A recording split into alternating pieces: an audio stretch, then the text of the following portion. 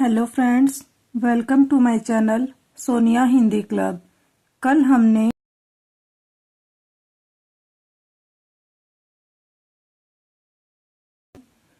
आदिकाल से संबंधित 14 क्वेश्चन पीवाईक्यू वाले कर लिए थे।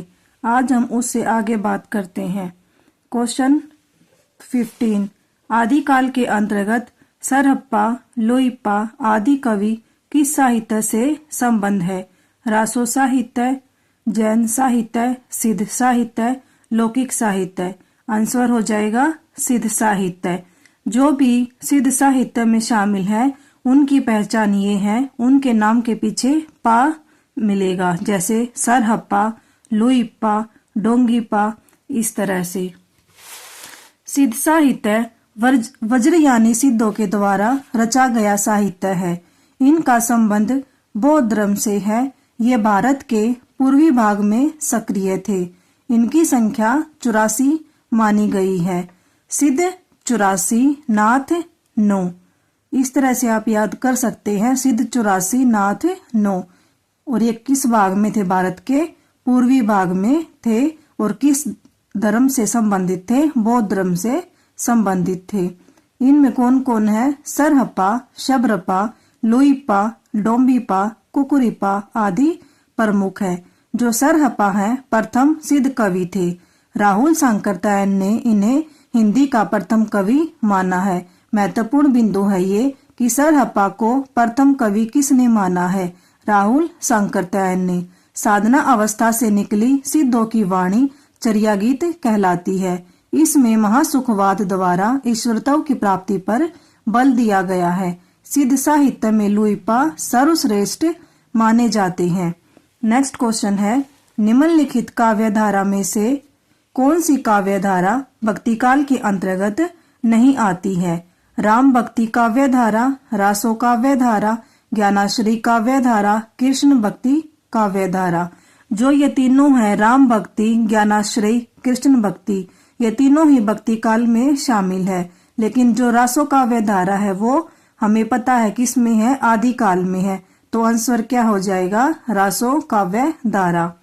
रासो काव्य धारा भक्ति काल के अंतर्गत नहीं आता है। भक्ति काल की 4 प्रमुख काव्य धाराएं मिलती हैं, जिन्हें दर्शन की दृष्टि से 2 प्रमुख भेदों में बांटा गया है। एक तो है निर्गुण भक्ति शाखा और सगुण भक्ति शाखा। जो निर्गुण भक्ति शाखा है उसमें है ज्ञानाश्रयी शाखा और प्रेमाश्रयी शाखा। सगुण भक्ति शाखा में राम भक्ति काव्य धारा, कृष्ण भक्ति काव्य धारा। रासो काव्य धारा हिंदी साहित्य के आदिकाल से संबंधित है।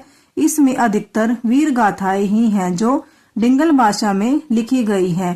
प्रमुख रासो ग्रंथ के अंतर्गत चंद बरदाई कृत पृथ्वीराज रासो, जगनिक कृत परमाल रासो, नरपति नल्ला कृत बिसलदेव रासो आदि की गणना की जाती है। नेक्स्ट क्वेश्चन है, सिद्ध सामंत युग की कविताओं की सृष्टि आकाश में नहीं हुई, वे हमारे देश की ठोस धरती की उपज है। यह कथन किसका है? रामचंद्र शुक्ल, हजारी प्रसाद द्विवेदी, मिश्र बंधु, राहुल सांकरतायन। जब हमने पिछली वीडियो में आदिकाल का नामकरण से संबंधित क्वेश्चन देखा था, वहां पे मैंने आपको एक ट्रिक बताई थी कि जो सिद्ध किया किसने? राहुल ने। तो आपको यहाँ से भी की पॉइंट मिल जाता है कि जो सिद्ध सामंत युग है वो किसने कहा था? राहुल सांकरतायन ने कहा था। तो ये जो कथन है वो किसका हो जाएगा? राहुल सांकरतायन का। सिद्ध सामंत युग की कविताओं की सृष्टि आकाश में नहीं हुई, वे हमारे देश की ठोस धरती की उपज है। उक्त कथन महापंडित राहुल सांकरतायन का है। सिद्ध साहित्य श्रृंगार एवं शांत रस को दोहा, चौपाई आदि छंदों में व्यक्त करता है। सिद्धों की रचनाएं प्रमुखतः दोहाकोश एवं चर्यापद आदि 2 रूपों में प्राप्त है। सिद्ध साहित्य की प्रमुख विशेषताएं: वेद, उपनिषद, यज्ञ आदि का विरोध। ये विशेषताएं जो हैं ये भी महत्वपूर्ण है कि जो सिद्ध साहित्य है उसकी विशेषता क्या क्या है। पहली है वेद, उपनिषद, यज्ञ आदि का ये विरोध करते हैं। योग द्वारा ब्रह्म की प्राप्ति, ईश्वर प्राप्ति गुरु द्वारा संभव, भाषा में अपभ्रंश, मिश्रित देशी भाषा का प्रयोग तथा डिंगल और पिंगल भाषा का भी प्रयोग किया जाता था। माया मोह का खंडन और त्याग आवश्यक है। सिद्ध क्या कहते हैं कि जो मोह माया है उसका खंडन या फिर त्याग कर देना चाहिए। भाषा इनकी कैसी है? अपभ्रंश मिश्रित देशी भाषा है। साथ ही साथ डिंगल और पिंगल भाषा का भी प्रयोग किया गया है। नेक्स्ट क्वेश्चन है, जिस साहित्य में केवल धार्मिक उपदेश हो उससे वह साहित्य निश्चित रूप से भिन्न है जिसमें धर्म भावना प्रेरक शक्ति के रूप में काम कर रही हो। धार्मिक साहित्य होने मात्र से कोई रचना साहित्यिक कोटि से अलग नहीं की जा सकती। यह कथन किसका है? ऑप्शन है हजारी प्रसाद द्विवेदी, रामचंद्र शुक्ल, राम कुमार वर्मा, मिश्र बंधु। आंसर हो जाएगा हजारी प्रसाद द्विवेदी। उपयुक्त कथन हजारी प्रसाद द्विवेदी का है। उक्त कथन हजारी प्रसाद द्विवेदी जी ने साहित्य के उद्देश्य की प्रतिस्थापना हेतु हिंदी साहित्य का आदिकाल पुस्तक में रामचंद्र शुक्ल आदि विद्वानों की उस मान्यता का खंडन करने के लिए कहा जिसके अंतर्गत धार्मिक रचनाओं को साहित्य कोटि से अलग करने की बात की गई है। उनके अनुसार यदि ऐसा समझा जाने लगा तो तुलसीदास का रामचरितमानस भी साहित्य क्षेत्र में अविवेच्य हो जाएगा। ये क्या कह रहे हैं कि जो धर्म से रिलेटेड जो ग्रंथ हैं, जो रचनाएं हैं, वो साहित्य में शामिल नहीं होनी चाहिए, उनको अलग से रखना चाहिए, इसलिए ये कह रहे हैं। तो इसका मतलब ये हो जाएगा कि जो तुलसीदास ने रामचरितमानस लिखी है उसको भी साहित्य में शामिल नहीं करना चाहिए। हिंदी साहित्य का इतिहास में रामचंद्र शुक्ल ने स्पष्ट लिखा है कि सिद्धों और योगियों की रचनाएं साहित्य की कोटि में नहीं आती और योग धारा काव्य या साहित्य की कोई धारा नहीं मानी जा सकती। जो हजारी प्रसाद द्विवेदी हैं वो हमेशा ही जो रामचंद्र शुक्ल है उनके जो कथन है उनके ऊपर कटाक्ष करते हैं। जहाँ पे रामचंद्र शुक्ल कहते हैं कि जो धार्मिक ग्रंथ है उनको साहित्य से अलग रखना चाहिए, वहीं हजारी प्रसाद द्विवेदी कहते हैं कि उनको अलग नहीं रखना चाहिए, वो भी साहित्य में ही शामिल होने चाहिए। नेक्स्ट क्वेश्चन, इस संबंध में इसके अतिरिक्त और कुछ कहने की जगह नहीं कि यह पूरा ग्रंथ वास्तव में जाली है। पृथ्वीराज रासो विषयक यह स्थापना किसकी है? रामचंद्र शुक्ल, कविराज श्यामलदास, डॉक्टर बुलर, गौरी शंकर हीराचंद ओझा। आंसर हो जाएगा रामचंद्र शुक्ल। पृथ्वीराज रासो विषयक उपयुक्त स्थापना रामचंद्र शुक्ल की है। सर्वप्रथम डॉक्टर बुलर ने 1875 ईस्वी में कश्मीरी कवि जयानक द्वारा रचित पृथ्वीराज विजय, जो कि 12 सर्ग में थी और संस्कृत महाकाव्य थी, के आधार पर पृथ्वीराज रासो को अप्रामाणिक घोषित किया। सर्वप्रथम किसने किया? डॉक्टर बुलर ने। इसी के बाद पृथ्वीराज रासो की प्रामाणिकता को लेकर विद्वानों के 3 वर्ग बन गए। 3 वर्ग कौन कौन से? एक वर्ग वो जो अप्रामाणिक मानते हैं, दूसरा वो जो प्रामाणिक मानते हैं, तीसरा वो जो अर्ध प्रामाणिक मानते हैं। अप्रामाणिक मानने वाले विद्वान हैं डॉक्टर बुलर, गौरी शंकर हीराचंद ओझा, आचार्य रामचंद्र शुक्ल, देवी प्रसाद, कविराज श्यामलदास। प्रामाणिक मानने वाले विद्वान श्याम सुंदर दास, कर्नल टाड, मिश्र बंधु, मोहनलाल विष्णुलाल पंड्या। अर्ध प्रामाणिक मानने वाले विद्वान हैं Acharya Hazari Prasad Dwivedi, doctor Suniti Kumar Chatterjee, doctor Dashrath Sharma. Next question है, इस ग्रंथ में श्रृंगार की ही प्रधानता है, वीर रस का किंचित आभास मात्र है। रामचंद्र शुक्ल की यह मान्यता किस ग्रंथ के संदर्भ में है?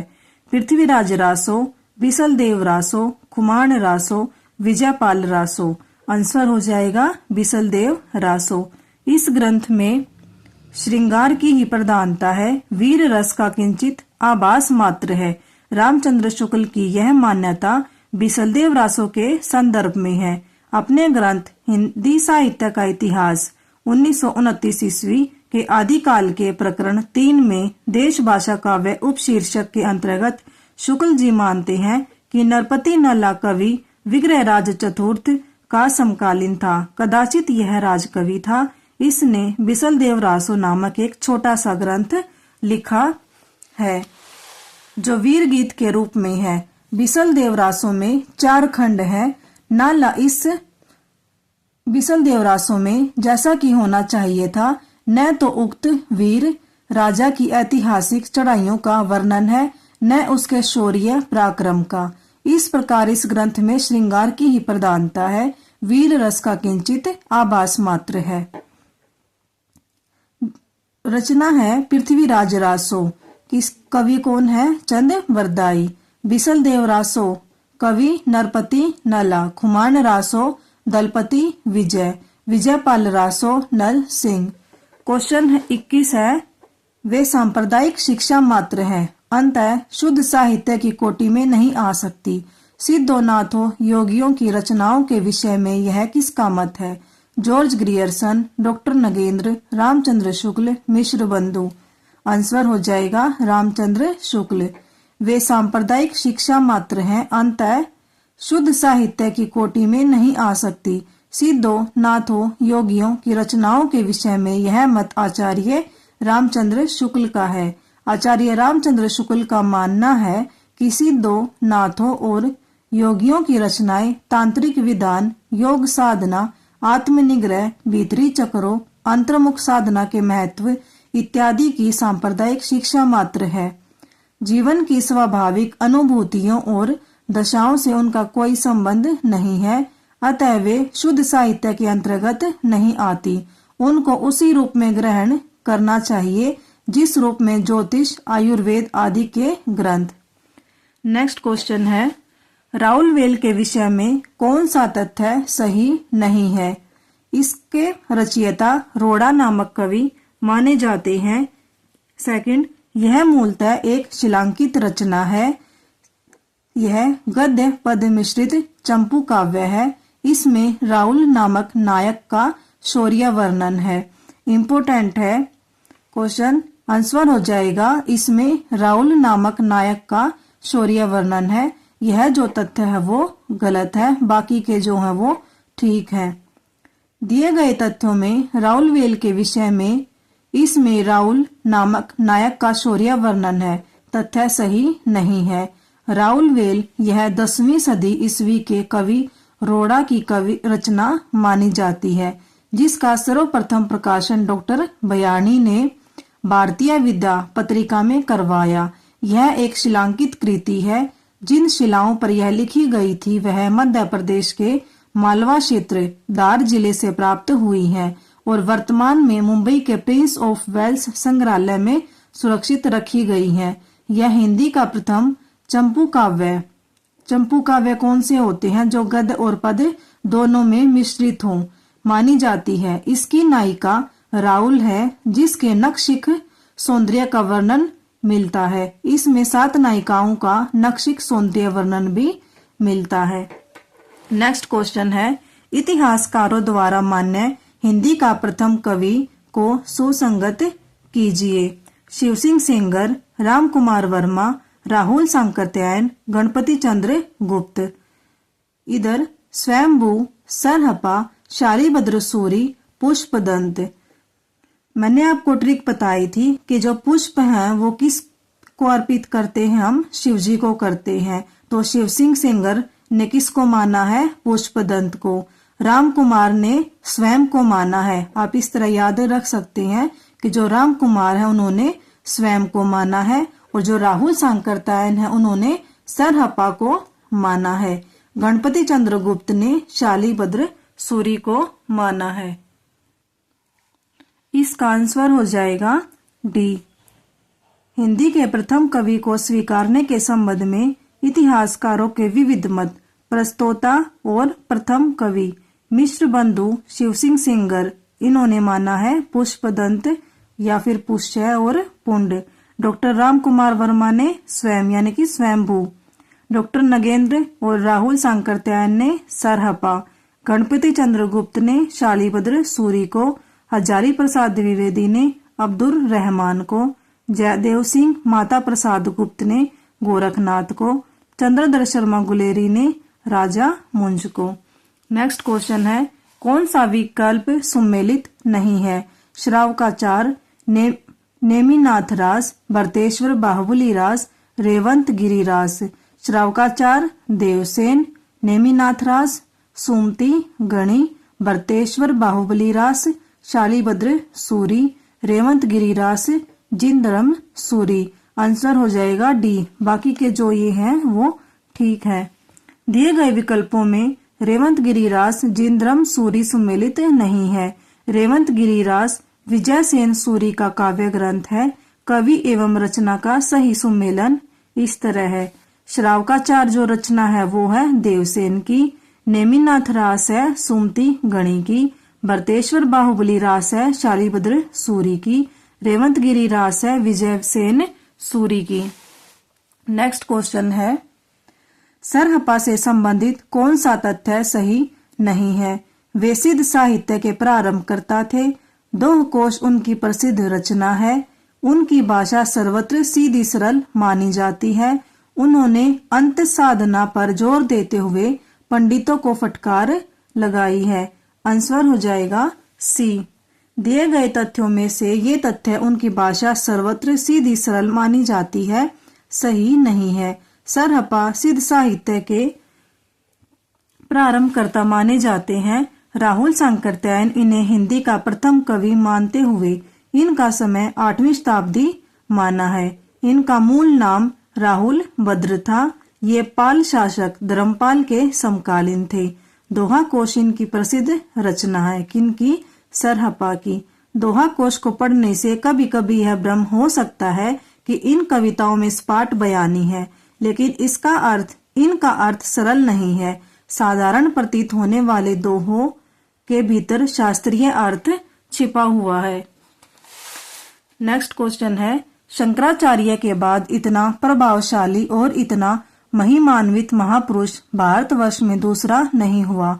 हजारी प्रसाद द्विवेदी की यह उक्ति किसके विषय में है?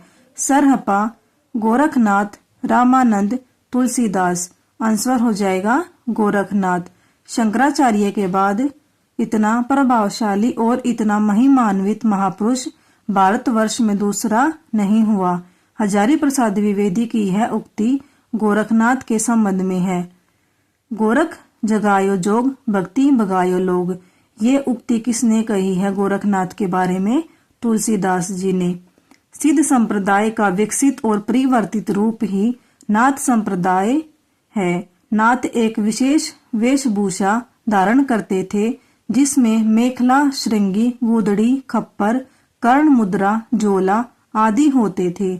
यह कान छेद कर कुंडल पहनते थे, इसलिए कनफटा योगी कहलाते थे। ये नाथों के बारे में बताया गया है। गोरख सिद्धांत संग्रह में गोरखनाथ को ईश्वर की संतान के रूप में संबोधित किया गया है। गोरखनाथ का समय डॉक्टर राहुल सांकृत्यायन ने 845 ईस्वी माना है। गोरखनाथ की प्रमुख रचनाएं डॉक्टर हजारी प्रसाद द्विवेदी ने गोरखनाथ के 28 ग्रंथों का उल्लेख किया है, जिनमें निम्नलिखित है: अमनस्क योग, गोरक्ष कल्प, गोरक्ष शतक, गोरक्ष संहिता, महार्थ मंजरी, ज्ञानामृत योग, योग चिंतामणि, विवेक मार्तंड, हठ योग, हठ संहिता। जो इनकी गोरक्ष शतक है, ज्ञान अमृत योग, योग चिंतामणि, हठ योग, हठ संहिता, ये इनकी महत्वपूर्ण रचनाएं हैं। नेक्स्ट क्वेश्चन है, डॉक्टर दशरथ शर्मा आदि कुछ विद्वान पृथ्वीराज रासों के किस संस्करण को मूल रासों मानते हैं? वृतम संस्करण, जिसमें कितने छंद हैं? 16,306 छंद। मध्य संस्करण 7,000 छंद। लघु संस्करण 3,500 छंद। सबसे छोटा संस्करण 1,300 छंद। आंसर हो जाएगा डी। डॉक्टर दशरथ शर्मा व माता प्रसाद गुप्त आदि कुछ विद्वान पृथ्वीराज रासों के लघुतम रूपांतरण को सर्वाधिक प्रामाणिक या मूल रासों मानते हैं, जिसमें 1,300 छंदों का उल्लेख है। मथुरा प्रसाद दीक्षित ने मध्य संस्करण को प्रामाणिक माना है। वृद्ध रूपांतरण, जिसमें 16,306 छंद है, सर्वाधिक अप्रामाणिक एवं सर्वाधिक लोकप्रिय संस्करण है। पृथ्वीराज रासो के रचनाकार चंद बरदाई हैं। इनका जन्म 1168 ईस्वी में लाहौर में माना जाता है। अब की बार जो DSSB PGD का एग्जाम था उसमें यह क्वेश्चन पूछा गया था कि जो चंद बरदाई है उनका जन्म स्थान कहाँ है, तो कहाँ है, लाहौर में। और कब हुआ जन्म, 1168 ईस्वी में। इनका वास्तविक नाम पृथ्वी भट्ट था। पृथ्वीराज रासो 69 समय से में विभाजित है, यानी कि जो सर्ग हैं उसके कितने हैं, 69 है, जिसमें आदि पर्व समय, 10वां समय, 20वां समय जिसमें पद्मावती का जिक्र है, 57वां समय जिसमें कै मास वध समय का जिक्र है, 61वां समय कन उज समय सबसे बड़ा समय है, कौन सा, 61वां। 65वां समय विवाह समय है। 69वां समय महोबा युद्ध समय प्रमुख है। माता प्रसाद गुप्त, डॉक्टर दशरथ ओझा, हजारी प्रसाद द्विवेदी ने पृथ्वीराज रासो को अर्ध प्रमाणिक माना है, जबकि रामचंद्र शुक्ल, कविराज श्यामल दास इसे अप्रामाणिक मानते हैं तथा श्याम सुंदर दास, मिश्र बंधु, मोहनलाल विष्णुलाल पांड्या पृथ्वीराज रासो को प्रामाणिक मानते हैं। नेक्स्ट क्वेश्चन है, बिसलदेव रासो के संपादनकर्ता इनमें से हैं आचार्य शुक्ल एवं दशरथ शर्मा एवं हजारी प्रसाद द्विवेदी, माता प्रसाद गुप्त एवं अगरचंद नाहटा, हजारी प्रसाद द्विवेदी एवं अगरचंद नाहटा। आंसर हो जाएगा सी। बिसलदेव रासो के संपादनकर्ता माता प्रसाद गुप्त एवं अगरचंद नाहटा है।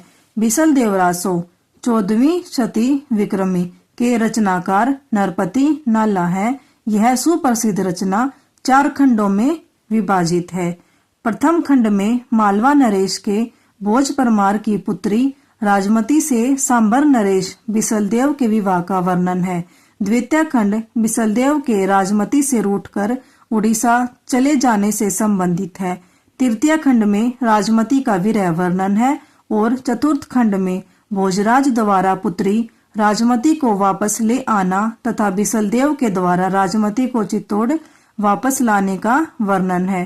बिसलदेव रासो हिंदी परिषद प्रकाशन इलाहाबाद विश्वविद्यालय इलाहाबाद से प्रकाशित माता प्रसाद गुप्त तथा अगरचंद नाहटा द्वारा 1953 में संपादित पुस्तक है।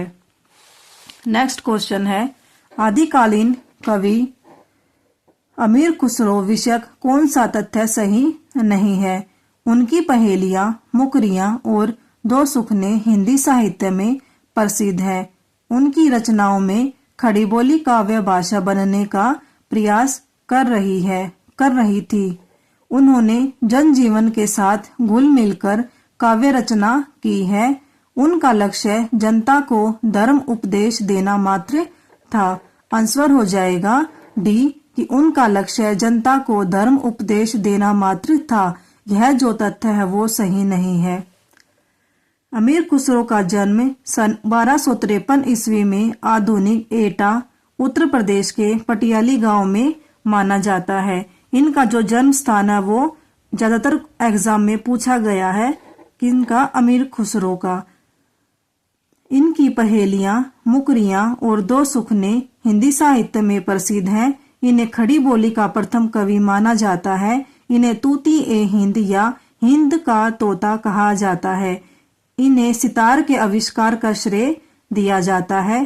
प्रमुख रचनाएं हैं पहेलियां, मुकरियां, दो सुखने, गजल आदि। नेक्स्ट क्वेश्चन है, आचार्य शुक्ल के अनुसार किस रचना के आधार पर विद्यापति मैथिल कोकिल कहलाए? ऑप्शन पदावली, कीर्तिलता, कीर्ति पताका, लिखनावली। आंसर हो जाएगा पदावली। आचार्य शुक्ल के अनुसार पदावली की रचना के आधार पर विद्यापति मैथिल कोकिल कहलाए। विद्यापति की प्रमुख रचनाएं लिखनावली, पुरुष परीक्षा, दान वाक्यावली, गया पतलक, वर्ण कृत्य, दुर्गा भक्त तरंगिणी, गंगा वाक्यावली। और जो अवहट भाषा की रचनाएं हैं वो हैं कीर्तिलता, कीर्ति पताका। मैथिली भाषा की रचना पदावली और गोरक्ष विजय। दुर्गा भक्त तरंगिणी विद्यापति के पिता गणपति ठाकुर की अधूरी रचना है जिसे विद्यापति ने पूर्ण किया। कीर्तिलता विद्यापति की पहली रचना मानी जाती है जिसे हजारी प्रसाद द्विवेदी ने रंग बिरंगी संवाद माना है।